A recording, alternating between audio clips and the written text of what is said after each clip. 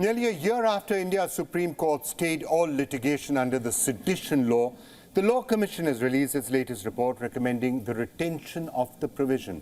However, it suggests introducing procedural safeguards, but also suggested that the jail term should actually be increased. The Law Commission argued that these measures are necessary to combat anti-national and subversive elements. Now, these recent recommendations on the sedition law have once again brought this age-old rule into the spotlight. There has been so much debate on this over several years. Many people saying that it needed to be scrapped. Many people saying that it can and is often misused in many places. We're going to turn to that debate, but first let's understand the reasons that the Law Commission has given for retaining the provision and how the Law Commission thinks it can actually be strengthened. In its recent report, India's Law Commission has recommended 3 changes to the sedition law. First, it suggests incorporating the rationale of the Kedarnath ruling into the provision by including the words "with a tendency to incite violence or cause public disorder." Second, the Commission proposes enhancing the punishment for sedition to remove an anomaly. Section 124A presently carries a prison term of up to 3 years or life imprisonment. The report suggests increasing the maximum sentence to 7 years or life imprisonment. Third, in order to prevent misuse of the law, the report recommends the inclusion of a procedural safeguard. It suggests that no first information report should be registered for sedition unless a police officer conducts a preliminary inquiry. The permission of the central or state government would be required based on the report of the said police officer. Despite facing criticism from opposition parties, the Law Commission has provided reasons for retaining the provision. The Commission argues that safeguarding the unity and integrity of India is crucial, pointing out internal security threats such as Maoist extremism, militancy, and ethnic conflicts in the Northeast.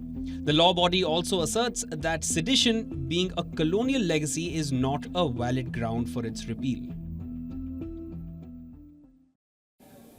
While those are, of course, the recommendations of the Law Commission, we have to now see what the government is going to do and then what the courts are going to do. So, for more on that, we're now being joined by Mr. Satyapal Jain, Additional Solicitor General of India, someone who's been a member of the Law Commission as well, and, of course, someone who's one of our most respected legal minds.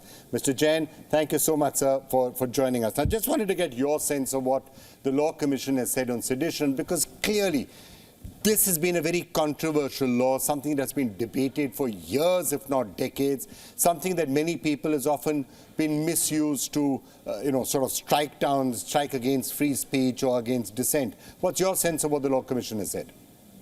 See, you are right. For the last so many years, especially after the matter went to Supreme Court in May 2022 last year, this matter has come again for discussion in the public domain. The Supreme Court itself expressed its opinion that this issue should be deliberated upon. Supreme Court stayed all the proceedings under 124A in all the courts in India last year. And the matter has now been examined and the report has been submitted by the Law Commission of India. As you know, Law Commission practically is not a statutory body. It's a body which has evolved over the years, and all the courts, Supreme Court, High Courts, they refer to the reports by the Law Commission.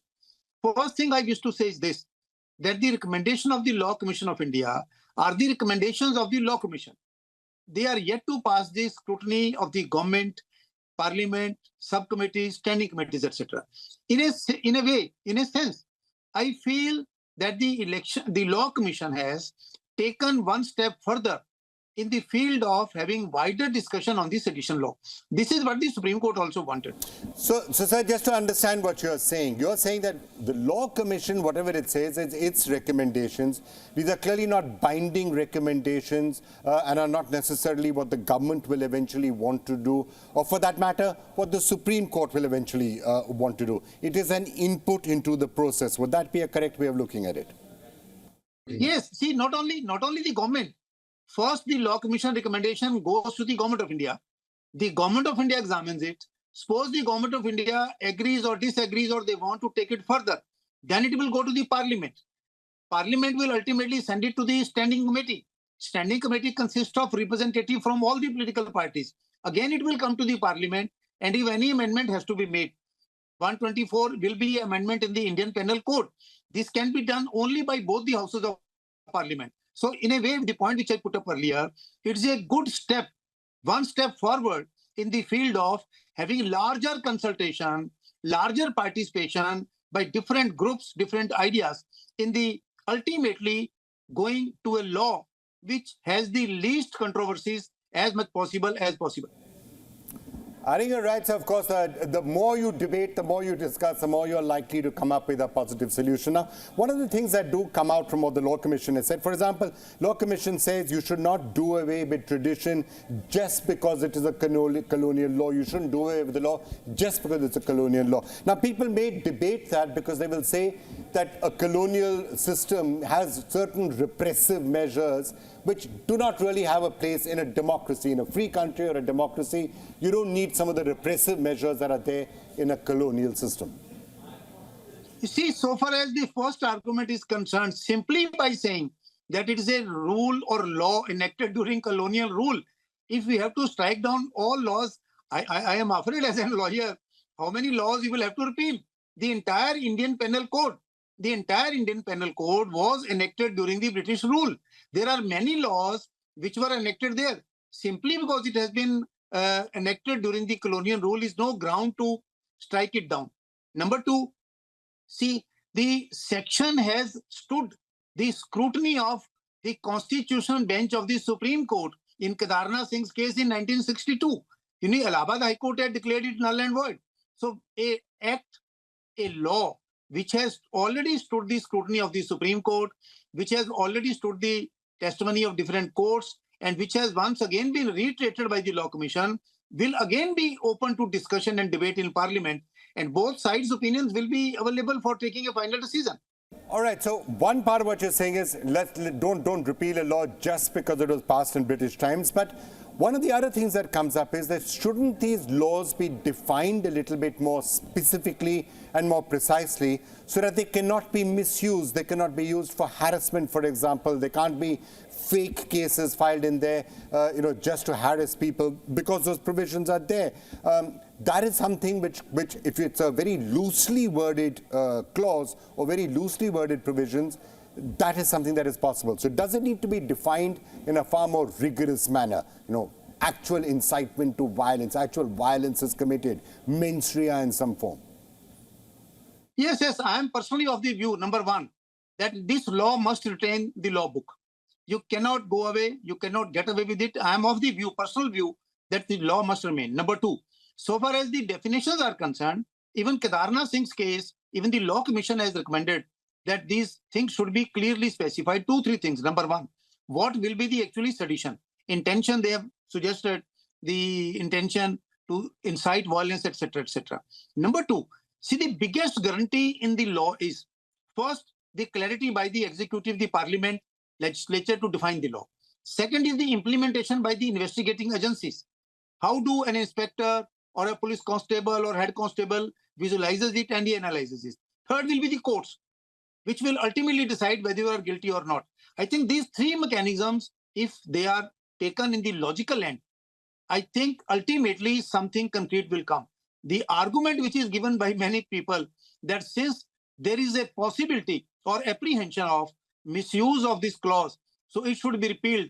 Once again, I will say as a lawyer, if any apprehension of any law likely to be misused or abused is an argument to strike down the law, I'm afraid there will not be even a single law in the country which has not been misused. Yeah. So would you agree that one of the simplest ways of ensuring that laws like this cannot, or any other law cannot be misused, is that there should be some accountability? If somebody actually misuses a law, for example, the sedition laws are used against somebody who was not committing sedition, ended up going to prison, was locked up for 5 years, 10 years. Later, it turns out that that law was actually misused by somebody. The way to handle that is then there should be accountability. There has to be something in jurisprudence which says if you misuse a law, there will be consequences, you will be punished. And if that happens, then the chances of misuse also go down. The probability of misuse certainly goes down. Already in the law, there is a provision for prosecuting any person for malicious prosecution. If somebody involves you falsely, after your acquittal or after that, you can move for the malicious prosecution. You can go for the damages. You can go for other remedies also. They are already available, but no harm. If in such a law you make a provision for taking action against those who falsely implicate you. But I'll say I believe in the independence of the judiciary, and before concluding, I'll give you 3-4 examples, short. Number one, it is the independence of the Indian judiciary that a single judge of the Allahabad High Court set aside the election of the sitting Prime Minister of India, which example you will not find in the entire world. Number two, a 5-judges constitution bench of the Supreme Court struck down the National Judicial Appointment Commission Act, which was passed unanimously by the Parliament. All parties, all MPs, 900 MPs had voted for that. It was struck down by the Supreme Court, 4-1. Everybody accepted it. In the case of Mr. Navjot Singh Sidhu, after 34 years of incident, last year he was sentenced to go 1 year's imprisonment. I have all regard for him. I'm not at all criticizing him, but I'm telling you, the independence of the Indian judiciary is the biggest guarantee to avoid any misuse or abuse of the law. All right, Mr. Satyapal Jain, Additional Solicitor General of India, thank you so much, sir, for joining us for that. Let's see now what the government makes of the recommendations of the Law Commission and what finally happens with this somewhat controversial law. Thank you so much for joining us, sir. Thank you.